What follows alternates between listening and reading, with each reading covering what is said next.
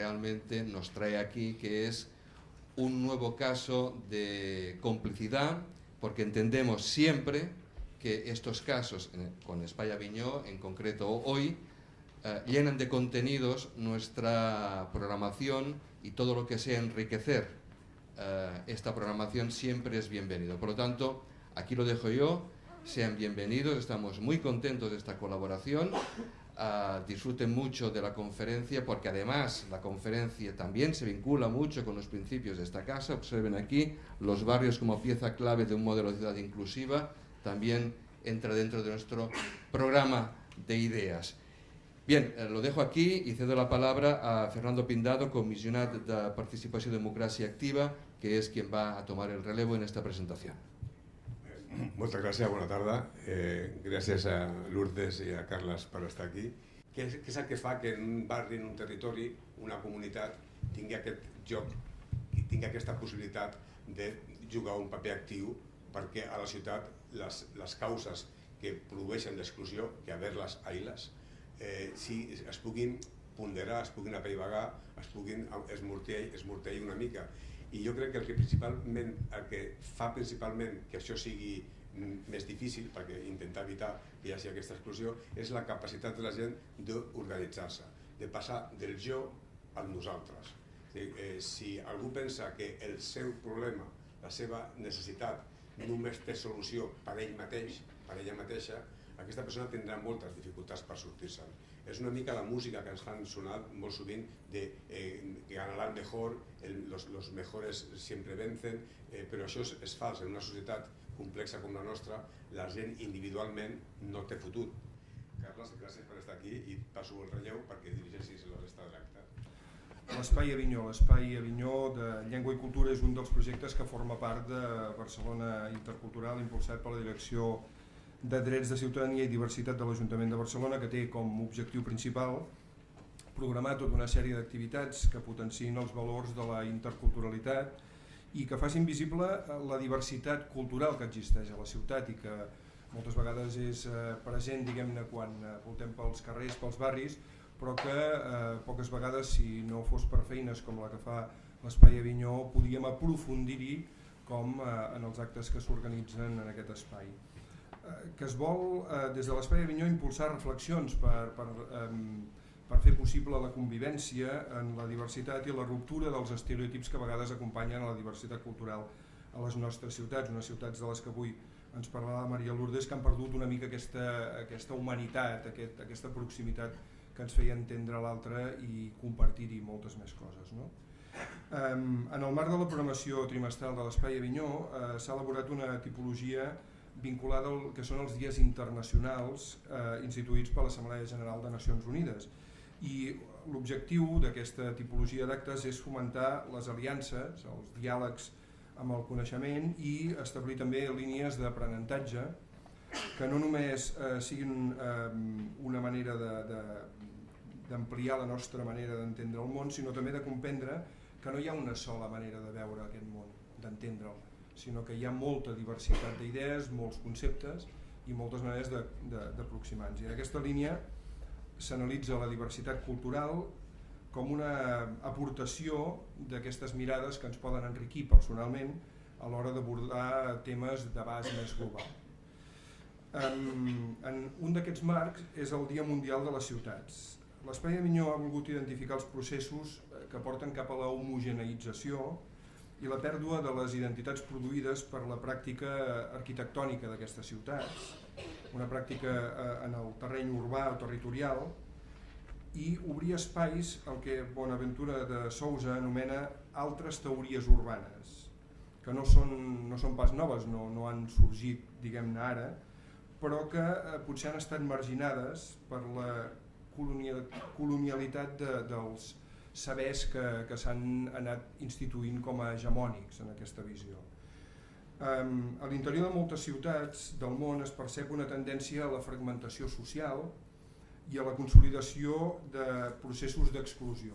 Persones que queden excluïdes de les nostres ciutats, que queden reduïdes en barris que no segueixen el mateix ritme de la resta de barris de la ciutat escenari en un context de globalització que ens porta cap a una privatització de la vida de les persones, un replegament en els espais més privats, cada vegada compartint menys l'espai públic, en detriment precisament d'aquests espais comuns de la ciutat on es crea convivència i on es reconeixen les diverses identitats que conviuen a les ciutats.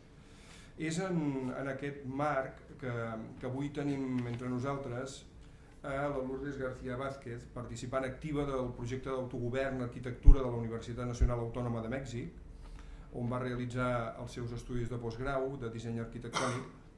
Ella ha assessorat a múltiples organitzacions socials per la millora de les condicions de vida de poblacions d'abstracció molt popular. Ha rebut un reconeixement, el Premi Enrique Yáñez, al mèrit de la participació ciutadana el 2009, atorgat pel Col·legi d'Arquitectes de Ciutat de Mèxic i de la Societat d'Arquitectes Mexicans, així com el Sor Juana Inés de la Cruz, el 2010 atorgat per la Universitat Nacional de Mèxic en el Dia Internacional de les Dones.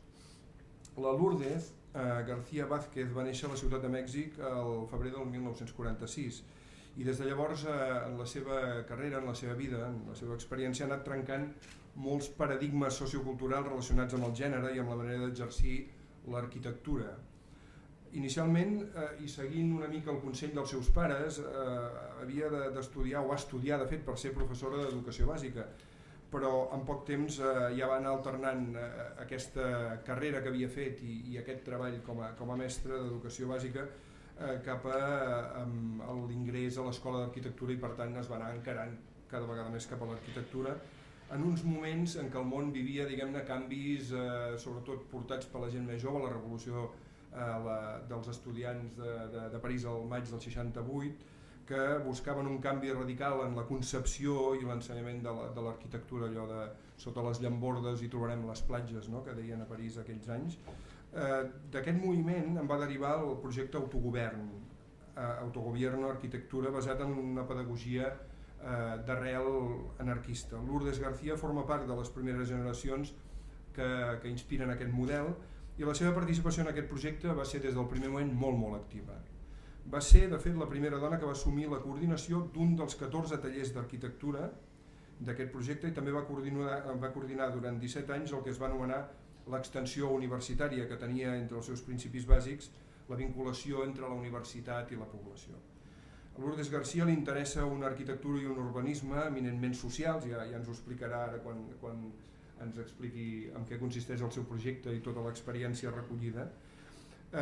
Un urbanisme per a grans majories, un urbanisme pels grups, a ella no li agrada aquesta paraula, ja m'ho ha dit abans, vulnerabilitzats. Ja ens explicarà per què la paraula vulnerable no està en el seu vocabulari, referit també, en el cas de Mèxic, com en molts altres llocs del món, a les dones, a la infància, als ancians, als pobles indígenes i a persones amb diversitat funcional, entre altres.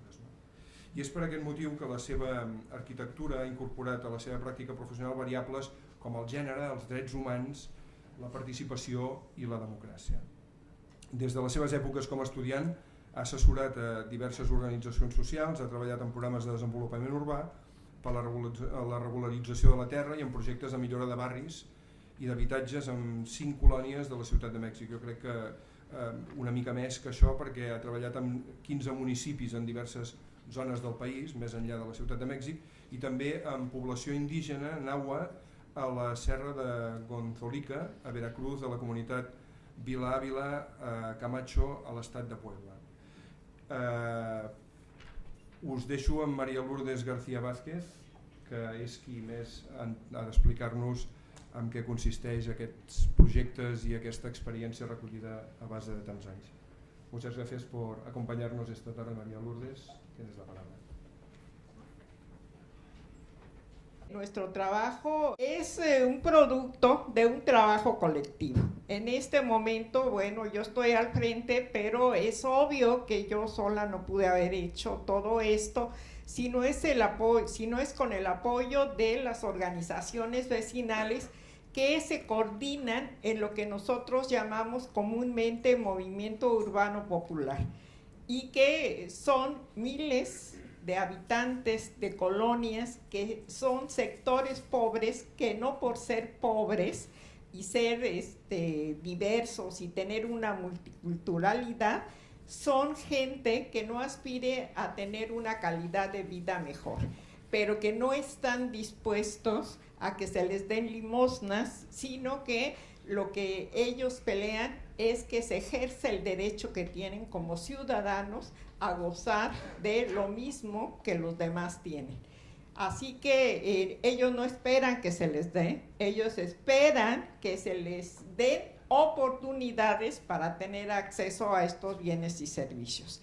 Y lo que hacemos nosotros es unir el saber popular con el saber universitario para acceder de manera más rápida o más directa a estos beneficios. Yo creo que aun si no estuviéramos nosotros, ellos lo iban a lograr, pero qué más que ponernos con ellos a trabajar de manera colaborativa para que ellos lo logren de una manera más rápida y también en mejores condiciones.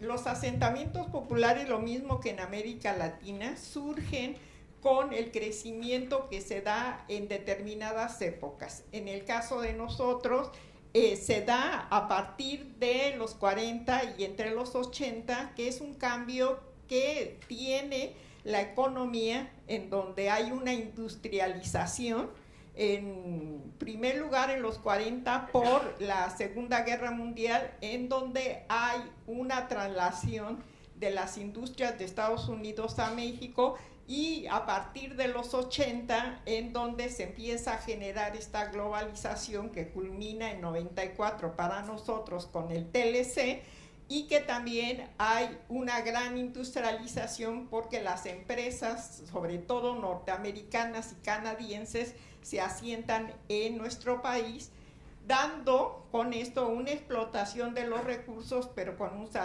salario ínfimo. Estos procesos, entonces, teniendo un salario muy bajo, la única expectativa que tienen es comprar suelo barato. Y entonces empieza un crecimiento de la periferia de la ciudad central con una precariedad en servicios, en infraestructura y obviamente en calidad en la vivienda. Lo que sí es de reconocerse es que la ciudad ha crecido por los pobladores en más del 60%. El 40% solo es la que ha intervenido de manera formal, ya sea por arquitectos, por urbanistas o por obras públicas. El 60% es hecho por los recursos y el trabajo de la gente. El protagonismo, en este caso, es la apropiación que se tiene de parte de ellos a partir de que les costó trabajo, recursos, tiempo y sacrificios. Y es lo que nosotros llamamos como producción social del hábitat, porque consideramos que la ciudad no solo son los edificios, la ciudad tiene que tener los edificios, que es la condición material, pero también la gente que los está usando, la apropiación que tenga de ellos y las relaciones sociales que establezcan con otros grupos para utilizar ese espacio. Y aquí yo mencionaba un ejemplo de que si ustedes ven los arquitectos tradicionales, cuando en las revistas de arquitectura presentan sus obras, siempre son las obras sin usuarios, sin habitantes, una casa pero sin la gente que la va a habitar, unas oficinas pero sin los empleados que van a trabajar en ellas. Y lo que nosotros buscamos es que en los espacios realmente se vea qué es lo que hace la gente en la vida cotidiana, porque eso es lo que nos interesa, que se apropien a partir de la utilización que les den. Y la producción social del hábitat, entonces, es esta interrelación entre los aspectos culturales, ambientales y obviamente materiales que dan la edificación. Además, tenemos un urbanismo popular, que en este caso es cómo los pobres construyen la ciudad. Esta ciudad que a ellos les ha costado desde la compra, porque en la Ciudad de México realmente nunca hubo invasiones como en la mayoría de los estados, porque ya era propiedad privada. Entonces, sí era ilegal porque el suelo no era urbano, era un suelo agrícola, forestal o pecuario, pero compraron, y con la regularización, cuando se les determina jurídicamente la tenencia de la tierra, vuelven a pagar. Entonces tienen un suelo malo, de una calidad ínfima, pero a un precio muy alto. Y eso es lo que llamamos nosotros urbanismo popular. Las estrategias de autoproducción es que la gente tiene que trabajar para generar los recursos que necesita para construir, pero ella administra de acuerdo a los recursos que tienen, y entonces van construyendo por etapas, que es lo que también se denomina desarrollo progresivo de la vivienda. Y entendemos por vivienda no solo la casa habitación, sino lo que se requiere para que esa casa habitación sea habitable. Se requiere agua, drenaje, energía eléctrica, transporte, mercado, escuela, que eso no se los da la casa habitación en sí. Podrá ser una casa habitación lujosísima, pero no será habitable si no tiene esto que he mencionado. Realmente, entonces, nosotros lo que buscamos es tener una convergencia de la gente que migra del campo y que tiene un bagaje cultural muy amplio, y tener esta imbricación entre lo que es el conocimiento técnico y urbano para completar lo que ellos en su espacio hemos denominado colonias populares. La noción de territorialidad realmente para nosotros tiene varias escalas de relación en cuanto a la producción del espacio.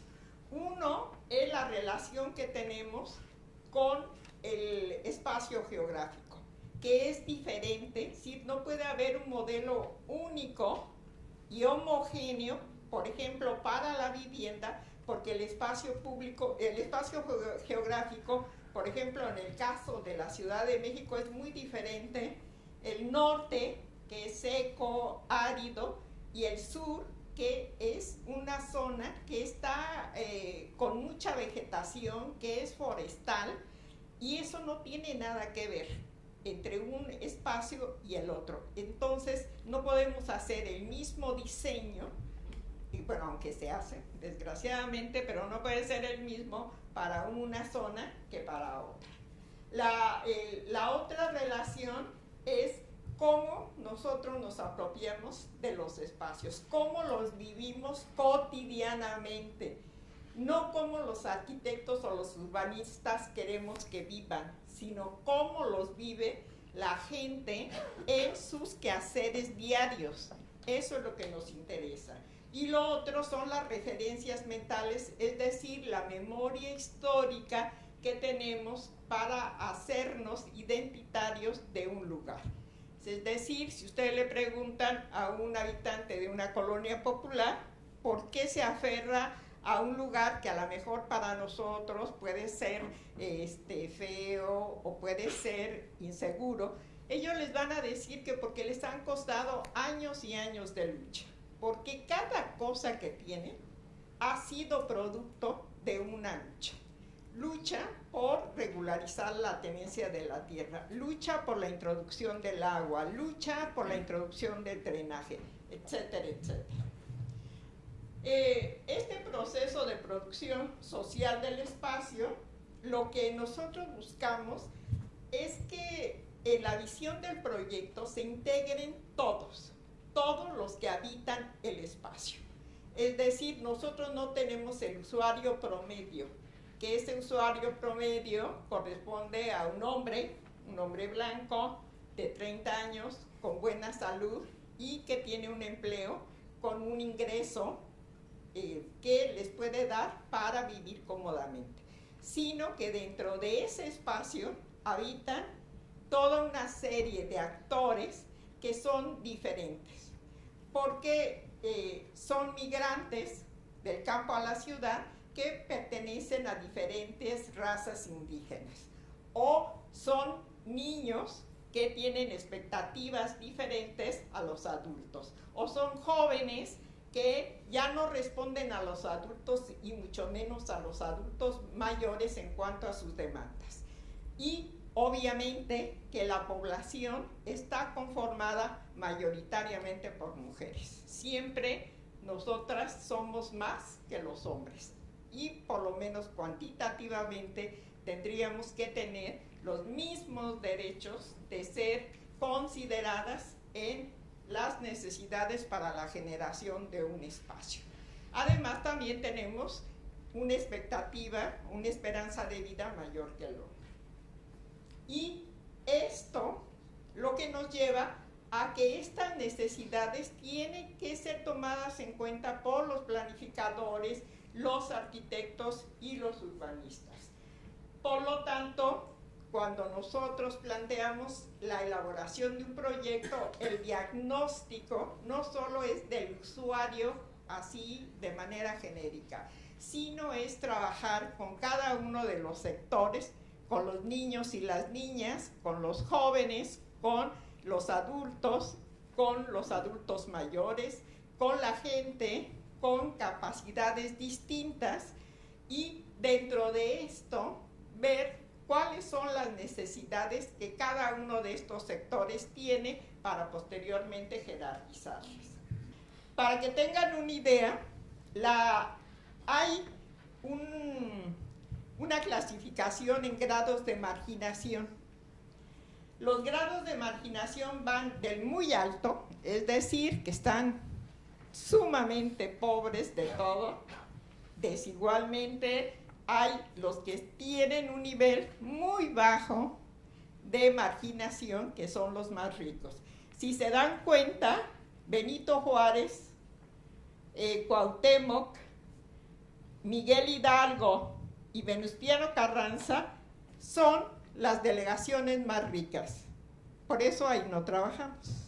Trabajamos en Iztapalapa, que tiene 65 unidades territoriales marginadas. Es la delegación que tiene los sectores más pobres de toda la ciudad. Pobres en todos sentidos. En un suelo con altos riesgos. Tiene fisuras, tiene fracturas, que ahora con el temblor, pues todavía se han hecho más visibles, y tenemos cerca de 25,000 viviendas que están casi para derrumbarse y que necesitan reconstruirse. También trabajamos en Tlalpan, en los pueblos originarios, ya que todavía tenemos pueblos que son de características rurales y que generalmente están aislados de la parte de la ciudad. Y tienen problemas, por ejemplo, de que al estar tan lejos, el transporte es muy caro y la gente no puede acceder a los centros en donde puede capacitarse, y porque se sienten todavía, y no es que se sientan, tienen la cultura todavía de los pueblos originarios, es decir, de una visión campesina. Ellos todavía se consideran, porque así tienen también actividades que son pecuarias, agrícolas o forestales. Generalmente en estos estados, como son muy pobres, entonces tienen una práctica que se llama tequio, en donde trabajan de manera colectiva para el bien de la comunidad, no para el bien individual, sino para el bien de la comunidad. Este tequio es obligatorio, y bueno, nosotros así podemos decir que es obligatorio, pero para ellos es una práctica ya común.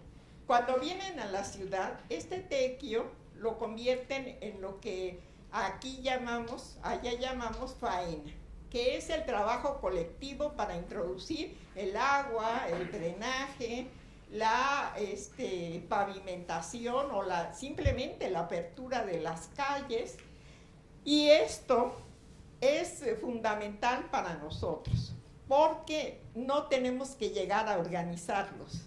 Ellos ya están organizados. Sí, ellos ya participan por esta cultura que traen de los estados en donde ellos habitaban anteriormente.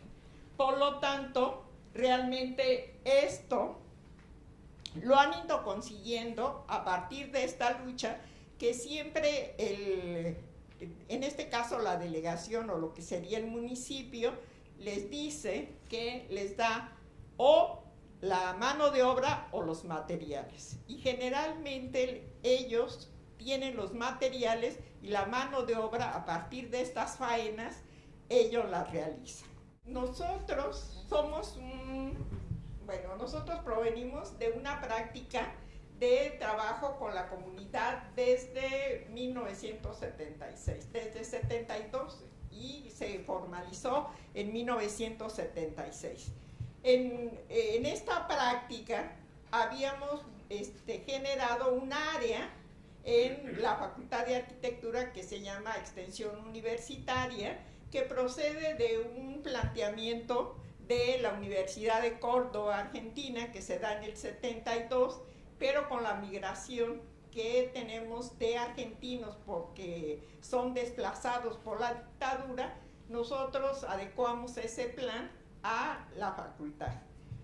Esto de ir a las colonias a trabajar con la gente, bueno, tuvo un impacto, sobre todo en los 80, y sin embargo poco a poco fue bajando esa posibilidad de trabajo.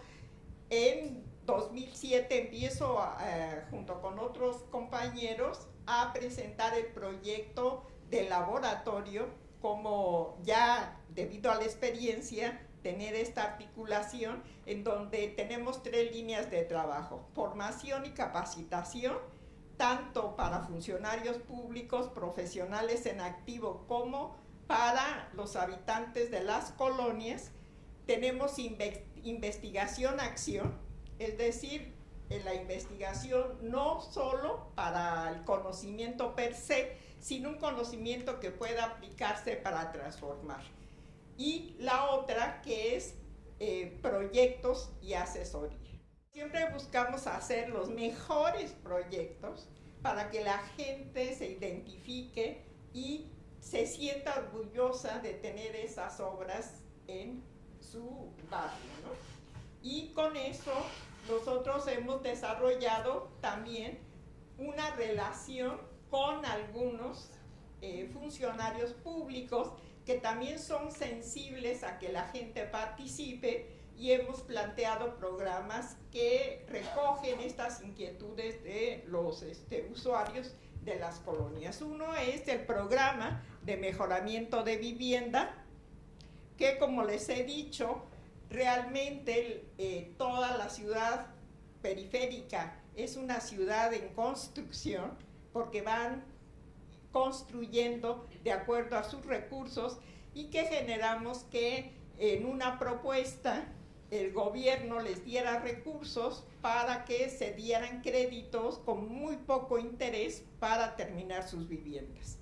Un proyecto para la recuperación de los pueblos originarios y un programa de mejoramiento comunitario barrial, que lo que hacemos es que se hacen los proyectos, se ponen a concurso y se seleccionan estos proyectos por un comité paritario. 50% son gente de las organizaciones y académicos o gente de ONG, y 50% son funcionarios públicos. Y en esa paridad se decide quién va a obtener el financiamiento a fondo perdido, no tienen que pagar. La elección de los proyectos no es de acuerdo a la normatividad urbanística, de que por tantos habitantes se requiere una escuela o se requiere N cosas, sino que la gente decide qué es lo que necesita en ese momento. Y la otra es que ellos contratan eso sí es obligatorio por las condiciones sísmicas que tenemos, al arquitecto y al urbanista, al ingeniero que va a realizar el proyecto y la construcción, contrata la mano de obra de la colonia, de la zona, y compra los materiales también en la zona para incentivar la economía.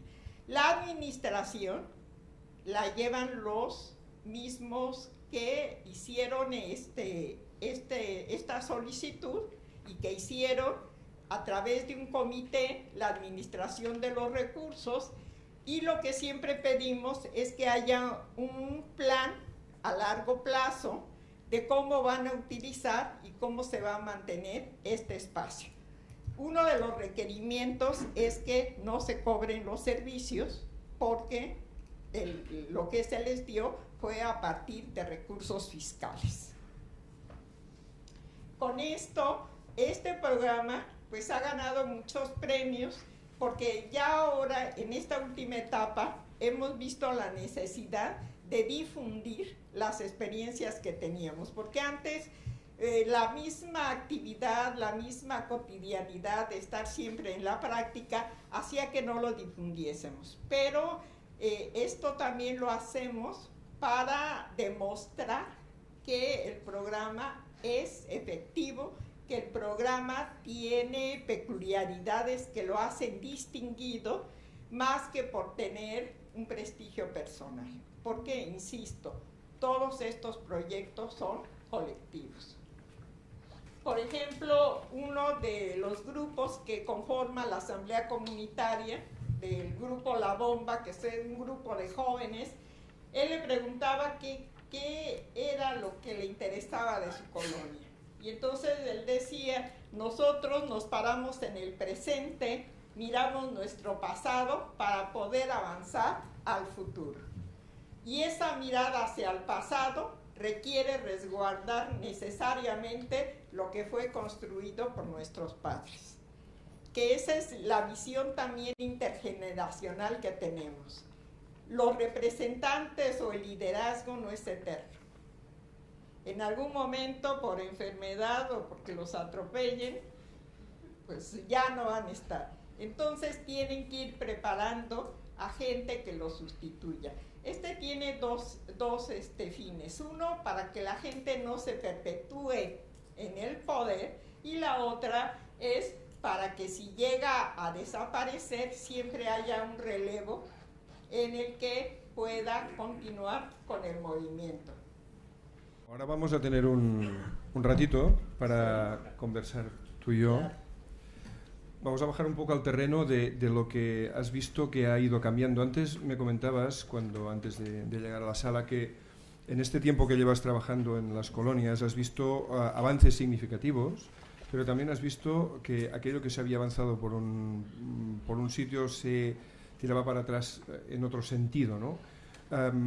¿Tanto ha cambiado y tan poco como para que el balance no sea todo lo positivo que tú quisieras en estas colonias? ¿Y qué es lo que falta para que sean colonias y ciudades más humanas, más, ¿cómo diría?, más inclusivas, ¿no? Bueno, yo creo que no depende de la colonia ni del habitante de la colonia o el barrio, depende de las autoridades.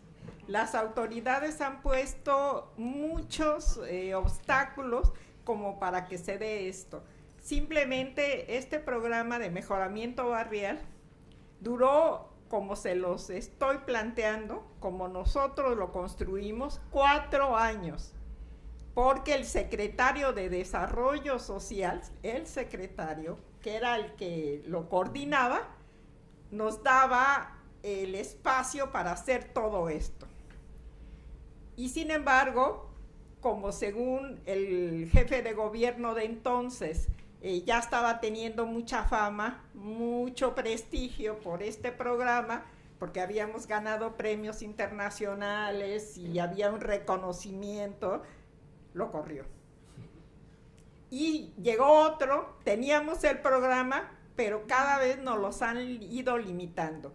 en el cambio de administración, yo planteé que lo hiciéramos ley, no para que nos resolviera el problema, sino para no tener que luchar cada cambio de administración. Logramos que se hiciera ley, pero le quitaron todos los aspectos sociales, todos.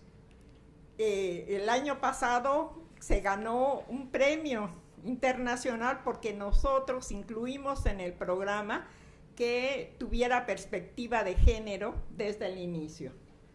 Pues lo ganaron por eso, y sin embargo ellos pusieron que nada más había sido por el programa, porque no les interesa.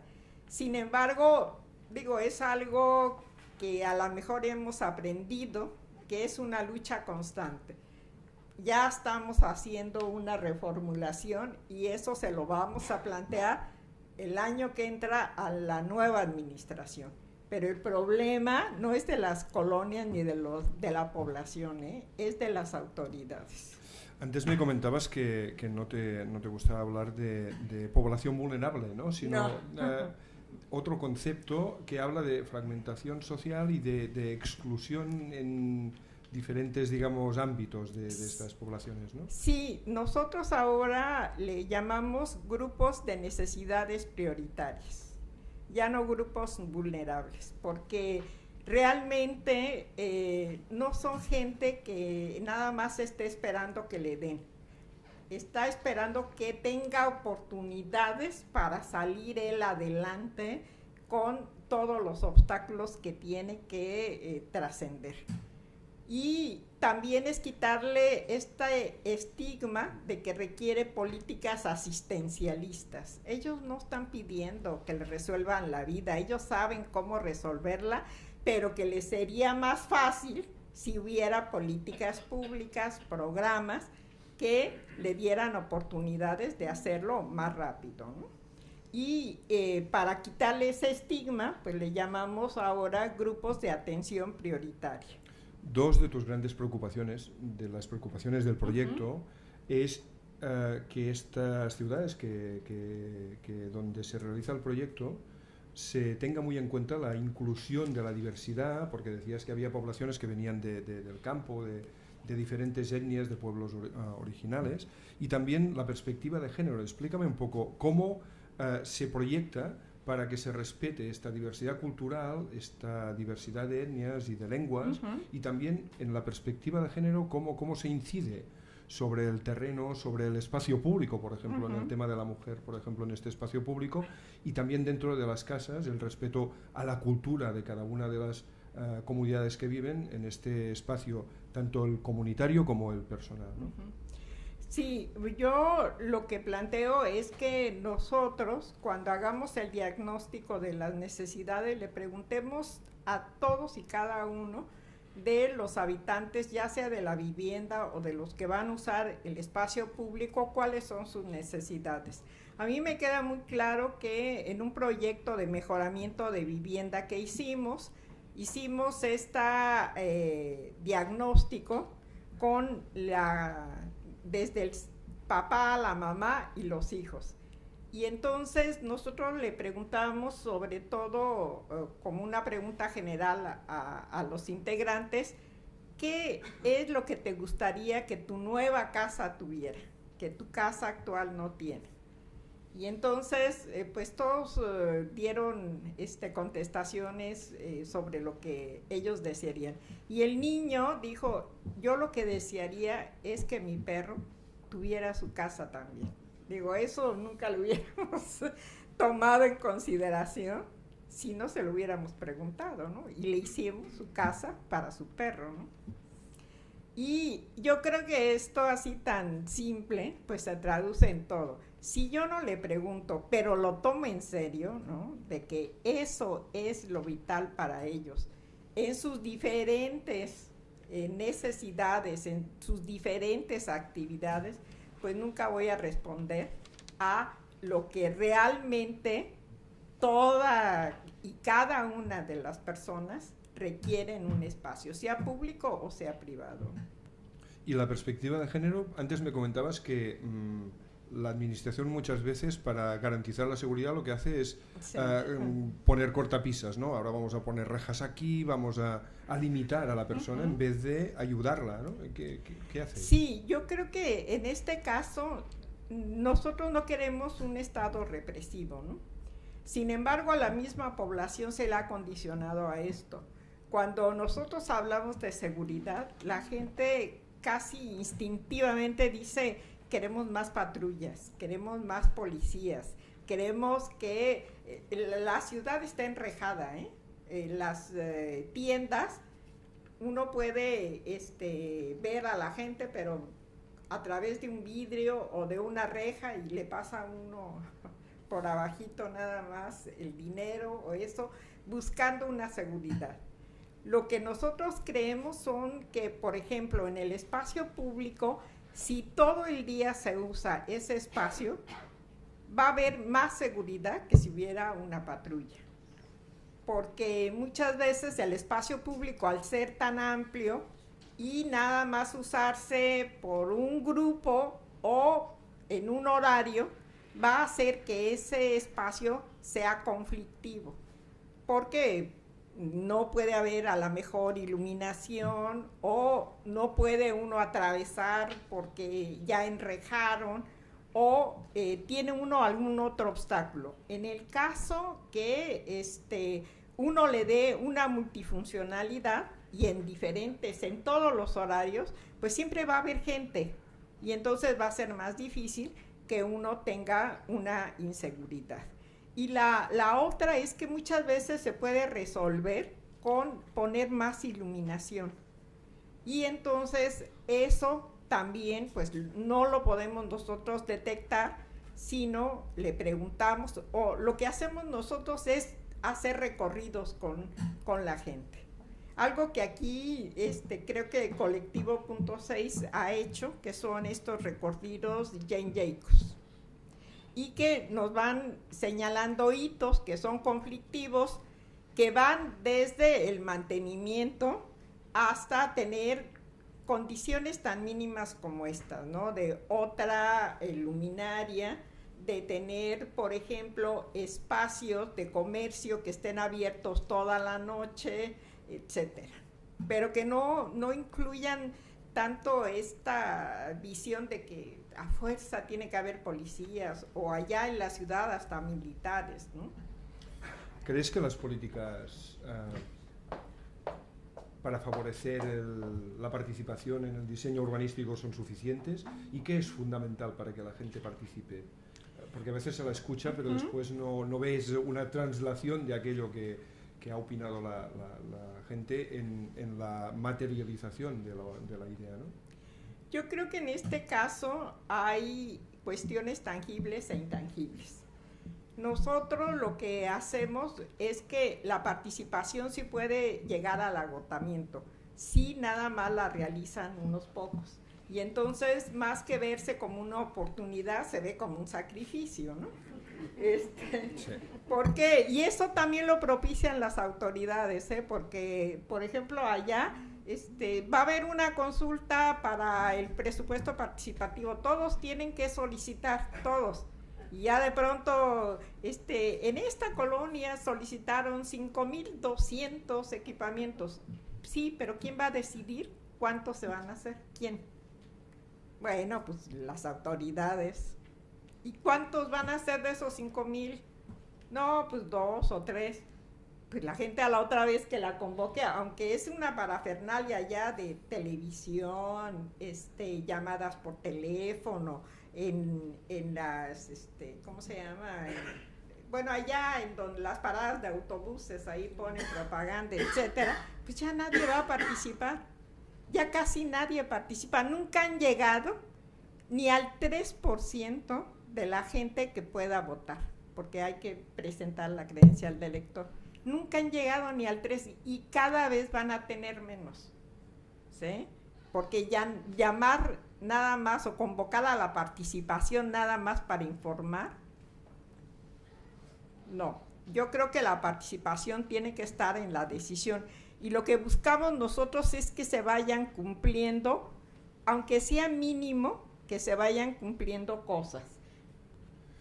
Antes nos contabas que unas de las colonias, digamos, con más exclusión, con más problemáticas, estaban pobladas por inmigración de zonas rurales, de pueblos originarios. ¿Qué queda cuando estos inmigrantes llegan a una gran ciudad como la de estas colonias, de su cultura, de sus saberes, de todo de esta riqueza también cultural, lingüística, de saber tradicional, ancestral? ¿Y cómo encaja en esta transformación que estáis proponiendo, ¿no? Bueno, todo depende de si vienen solos o vienen en grupo. Porque cuando trabajan en grupo, realmente conservan mucho de las tradiciones y porque se apoyan mutuamente, ¿no?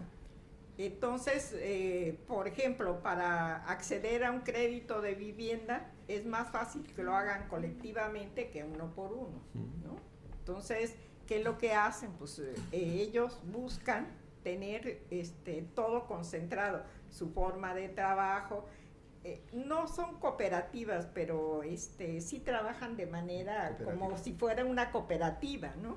Ellos enseñan a sus hijos y todo. Y ahora hay una reivindicación, les digo, por que no se pierdan las lenguas, porque ya hay lenguas indígenas que ya se están perdiendo. Entonces hay una recuperación, es más, en la universidad, en el Centro de Idiomas, en el CELE, que es el Centro de Lenguas Extranjeras, ya hay cursos de náhuatl, ¿sí? Que es el primer curso de lengua indígena, pero ya hay cursos. Por eso les decía que hablar náhuatl y español pues ya es internacionalizarse. Y bueno, simplemente esto, ¿sí? Realmente ya hay también de parte de uno una reivindicación de quizás, si quieren, muchas veces modernizado, pero que es una copia de lo que ellos utilizan, ¿no? Yo creo que sí hay una necesidad de nosotros, porque también la identidad nosotros la estamos perdiendo. Carlos Monsiváis en los 60 decía que había nacido la primera generación de gringos en México, ¿no? Pues siguen naciendo la segunda y la tercera. Y entonces hay una lucha porque realmente no perdamos esa identidad. Y hay mucho de esta recuperación. Realmente las artesanías ahora están siendo valoradas. Hay exposiciones ya de la vestimenta, de la indumentaria de los indígenas, y generalmente estamos buscando también que no haya una estigmatización. Es decir, allá era muy frecuente que para insultarlo a uno le dieran, eres un indio, ¿no? O eres oaxaco. Ya con eso ya uno... Y ahora pues no, la verdad es que sí busca uno que ese estigma desaparezca. Yo creo que no es fácil porque, insisto, muchas veces uno que platica con los hijos y tienen esta visión de la caricatura que es estadounidense, pues empiezan a hablarle a uno en cuántos dólares te costó, vamos al movie, y bueno, uno tiene también que poner algo de su parte porque esto no ocurra, ¿no? El movimiento urbano popular dice que las mujeres son la columna vertebral del movimiento, porque ellas son las que llevan a cuesta todo.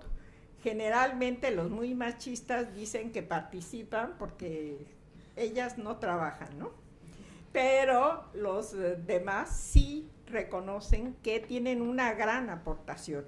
Sobre todo en los movimientos urbanos fue donde empezamos a ver la violencia doméstica, porque ya desde el inicio de este movimiento, en las colonias en donde, por ejemplo, golpeaban a la mujer y eso, había una comisión que castigaba a los maridos que golpeaban a las mujeres y muchas veces los excluía de la organización, lo que quería decir que no iban a tener derecho a la propiedad de la vivienda. Entonces, sí realmente hay una conciencia de valorizar la participación de la mujer. De hecho, el programa en un inicio no tenía la perspectiva de género. Este programa surge en 2007, pero como cada año hacíamos una evaluación de los resultados y también de los errores que se habían tenido, entonces en 2009 lo incluimos porque vimos que realmente las que más participaban eran las mujeres. Desgraciadamente las mujeres participan para los demás, sí, buscan que se hagan equipamientos, que se hagan mejoras para los hijos, para los padres, pero no para ellas. Entonces, una de las condiciones fue hacer comedores comunitarios para que ellas tuvieran tiempo libre, porque ellas trabajan, y llegar y todavía ir a la compra y hacer la comida y todo, bueno, pues no les quedaba tiempo para ellas mismas. Y lo que hacemos es que hay comedores comunitarios en que les dan la comida a un precio de €0.50, y es una comida completa: sopa, arroz, guisado, frijoles, tortillas y agua de frutas. Entonces, a €0.50, pues me parece que es bueno. Y la otra es que como son personas de la informalidad, en empleos informales, no tienen seguridad social, por lo tanto no tienen derecho a guarderías o a centros de desarrollo infantil. Y entonces también tenemos, bueno, para distinguirnos, no se llama guardería ni centro de desarrollo, se llama bebeteca. La bebeteca es para niños de 6 meses a 3 años. Y la ludoteca es para niños de 3 años a 6 años. Y la atienden, hay una organización que capacita a las señoras de la misma colonia y se llaman madres educadores. Lourdes, vamos a dar la palabra al público para que te Sí. pregunten todo lo que quieran. Yo quería preguntarte, porque a mí hay cierto, salvando las distancias, evidentemente hay cierto paralelismo con el proceso de urbanización de Barcelona o grandes ciudades del Estado a partir de la industrialización, ¿no? Y todas estas venidas de ámbitos rurales. De hecho, incluso el tequio que llamáis vosotros aquí se llama Sexta Feria, que de hecho sigue, en mi pueblo, por ejemplo, en Asturias sigue activo. Lo que pasa es que con esa pérdida de identidad, a la vez que se iban urbanizando y perdiendo estas prácticas más rurales o esta identidad más colectiva, y se iba difuminando un poco todo, esto se ha ido perdiendo. Entonces, no sé si en las comunidades, no sé cómo las has llamado, perdona, bueno, las comunidades donde habéis ido trabajando, las primeras, también con el paso del tiempo eso se ha vivido, porque aquí de hecho hay un esfuerzo por recuperar el barrio, casi con una idea un tanto incluso posmoderna, ¿no? Una identidad muy territorial que en la actualidad, con los usos que damos en las ciudades, quizá no existe, ¿no? Somos más, bueno, consumidores de espacio de público más que de usuarios. Entonces, la pregunta sería eso: si en comunidades donde lleváis trabajando más años, ¿habéis visto ese deterioro, o pérdida de esta identificación territorial y estáis volviendo a tener esa necesidad, o es que esto va continuando así? Si hay organización, se conserva. Porque, por ejemplo, tuvimos en Miravalle que el único terreno que existía en donde podíamos hacer los equipamientos era un basurero. Entonces, se les planteó que si querían que existiera la biblioteca, que fue lo primero que íbamos a hacer, pues necesitamos un lugar, ¿no? Un terreno en donde construirlo. Y la gente se organizó, señoras, niños, jóvenes, y limpiaron el basurero. Yo tengo una pregunta referente a la violencia. En toda Latinoamérica hay una relación, bueno, en todo el mundo, Sí. pero principalmente en Latinoamérica hay una relación directa entre lugares poco desarrollados y muy, muy pobres y focos de violencia potentes y crimen organizado. Entonces, yo quería saber si dentro de todo lo que están haciendo se han encontrado con alguna forma de resistencia violenta, porque entiendo que todo este desarrollo de alguna forma le quita el negocio a muchos elementos violentos y de crimen organizado, que ha pasado en Colombia, que ha pasado en Argentina, que ha pasado en Chile, y yo quería saber si todo este proceso de alguna forma se han tenido que encontrar y cómo lo han encarado. Bueno, esta es una anécdota, no voy a decir el nombre, pero fue una de las integrantes del colectivo Punto 6 a que conociera Miravalle. Entonces fuimos y ya de regreso me dice la familia con la que estoy hospedada, me dijo que tuviera mucho cuidado porque Iztapalapa es un nido de delincuentes, es un nido de gente que extorsiona, que roba, que es drogadicta, etc. Y pues a mí me parecieron muy amables, y no porque nos invitaron en el comedor a comer y todo. Y eso fue el sábado. El lunes recibo un correo de ella que la asaltaron en el aeropuerto de Barcelona. Lo juro, ¿eh? Entonces, yo creo que la violencia existe en todos lados y en todos los niveles.